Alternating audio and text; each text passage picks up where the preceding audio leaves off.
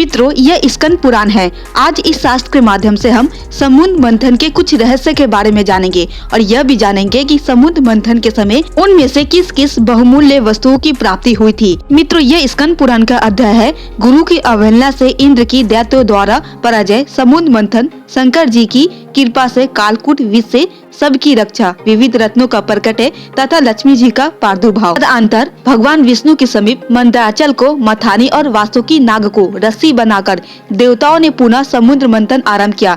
तब समुद्र से देव कार्य की सिद्धि के लिए अमृतमय कलाओं से परिपूर्ण चंद्रदेव प्रकट हुए। संपूर्ण देवता, असुर और दानवों ने भगवान चंद्रमा को प्रणाम किया और गर्गाचार्य जी से अपने अपने चंद्र बल की यथार्थ रूप से जिज्ञासा की। उस समय गर्गाचार्य जी ने देवताओं से कहा, इस समय तुम सब लोगों का बल ठीक है। तुम्हारे सभी उत्तम ग्रह केंद्र स्थान में, लग्न में, चतुर्थ स्थान में, सप्तम स्थान में और दसम स्थान में है। चंद्रमा से गुरु का योग हुआ है। बुध, सूर्य, शुक्र, शनि और मंगल भी चंद्रमा से संयुक्त हुए है। इसलिए तुम्हारे कार्य की सिद्धि के लिए निमित्त इस समय चंद्र बल बहुत उत्तम है। यह गोमत नामक मुहूर्त है जो विजय प्रदान करने वाला है। महात्मा गर्ग जी के इस प्रकार आश्वासन देने पर महाबली देवता गर्जना करते हुए बड़े वेग से समुद्र मंथन करने लगे। मथे जाते हुए समुद्र के चारों ओर बड़े जोर की आवाज उठ रही थी। इस बार के मंथन से देव कार्य की सिद्धि के लिए साक्षात सुरभि कामधेनु प्रकट हुई। उन्हें काले, श्वेत, पीले, हरे तथा लाल रंग की सैकड़ों गौएं घेरे हुए थी। उस समय ऋषियों ने बड़े हर्ष में भरकर देवताओं और दैत्यों से कामधेनु के लिए याचना की और कहा, आप सब लोग मिलकर भिन्न भिन्न गोत्र वाले ब्राह्मणों को कामधेनु सहित इन संपूर्ण गौ का दान अवश्य करें। ऋषियों की याचना करने पर देवताओं और दैत्यों ने भगवान शंकर की प्रशंसा के लिए वे सब गौएं दान कर दी तथा यज्ञ कर्मों में भली भांति मन को लगाने वाले उन परम मंगलमय महात्मा ऋषियों ने उन गौ का दान स्वीकार किया। तत्पश्चात सब लोग बड़े जोश में आकर क्षीर सागर को मथने लगे। तब समुद्र से कल्प वृक्ष, परिजात, च्युत और संतान ये 4 दिव्य वृक्ष प्रकट हुए। उन सबको एकत्र कर देवताओं ने पुनः बड़े वेग से समुद्र मंथन आरंभ किया। इस बार के मंथन से रत्नों में सबसे उत्तम रत्न कौस्तुभ प्रकट हुआ, जो सूर्य मंडल के समान परम क्रांतिमान था। वह अपने प्रकाश से तीनों लोकों को प्रकाशित कर रहा था। देवताओं ने चिंतामणि को आगे रखकर कौस्तुभ का दर्शन किया और उसे भगवान विष्णु की सेवा में भेंट कर दिया। तदनंतर चिंतामणि को मध्य में रखकर देवताओं और दैत्यों ने पुनः समुद्र को मथना आरंभ किया। वे सभी बल में बढ़े चढ़े थे और बार बार गर्जना कर रहे थे। अब की बार उस मथे जाते हुए समुद्र से उजेस्व नामक अश्व प्रकट हुआ।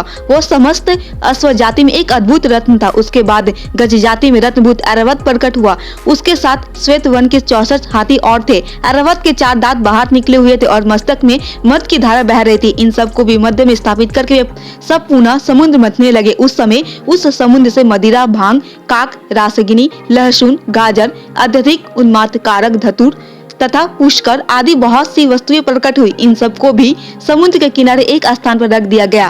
तत्पश्चात वे शेष देवता और दानव पुनः पहले की ही भांति समुद्र मंथन करने लगे। अब की बार समुद्र से संपूर्ण भुवनाओं की एकमात्र अधीश्वरी दिव्य रूपा देवी महालक्ष्मी प्रकट हुई, जिन्हें ब्रह्म देवता पुरुष अन्वीक्षिकनी वेदांत विद्या कहते हैं। इन्हीं को दूसरे लोग मूल विद्या कहकर पुकारते हैं। कुछ समर्थशाली महात्मा इन्हीं को वाणी और ब्रह्म विद्या भी कहते हैं। कोई इन्हीं को रिद्धि, सिद्धि, आज्ञा और आशा नाम देते हैं। कोई योगी पुरुष इन्हीं को वैष्णवी कहते हैं। सदा उगत में लगे रहने वाले माया के अनुयायी इन्हीं को माया के रूप में जानते हैं। जो अनेक प्रकार के सिद्धांतों को जानने वाले तथा ज्ञान शक्ति से संपन्न है, वे इन्हीं को भगवान की योग माया कहते हैं। देवताओं ने देखा देवी लक्ष्मी का रूप परम सुंदर है। उनके मनोहर मुख पर स्वाभाविक प्रशंसा विराजमान है। हार और नुपुरों से उनके श्री अंगों की बड़ी शोभा हो रही है। मस्तक पर छत्र तना हुआ है। दोनों ओर से चवर डूल रहे हैं। जैसे माता अपने पुत्रों की ओर स्नेह और दुलार भरी दृष्टि से देखती है, उसी प्रकार सती महालक्ष्मी ने देवता, दानव, सिद्ध, चारण और नाग आदि संपूर्ण प्राणी की ओर दृष्टिपात किया। माता महालक्ष्मी की कृपा दृष्टि पाकर संपूर्ण देवता उसी समय सिरि संपन्न हो गए। वे तत्काल राज्य अधिकारी के शुभ लक्षणों से संपन्न दिखाई देने लगे। तदनंतर देवी लक्ष्मी ने भगवान मुकुंद की ओर देखा। उनके श्री अंग तमाल के समान श्रवण थे। कपोल और नासिका बड़ी सुंदर थी। वे परम मनोहर दिव्य शरीर से प्रकाशित हो रहे थे। उनके वक्ष स्थल में श्री वस्त्र का चिन्ह सुशोभित था। भगवान के एक हाथ में कौतुम की गदा शोभा पा रही थी। भगवान नारायण की उस दिव्य शोभा को देखते ही लक्ष्मी जी आश्चर्यचकित हो उठी और हाथ में वनमाला ले सहसा हाथी से उतर पड़ी। वह माला श्री जी ने अपने ही हाथों से बनाई थी। उसके ऊपर भ्रमर मंडरा रहे थे। देवी ने वह सुंदर वनमाला परम पुरुष भगवान विष्णु के कंठ में पहना दी और स्वयं उनके वाम भाग में जाकर खड़ी हो गई। उन शोभाशाली दंपति का वह दर्शन करके संपूर्ण देवता, दैत्य, सिद्ध, अप्सराएं, किन्नर तथा चारणगण परम आनंद को प्राप्त हुए।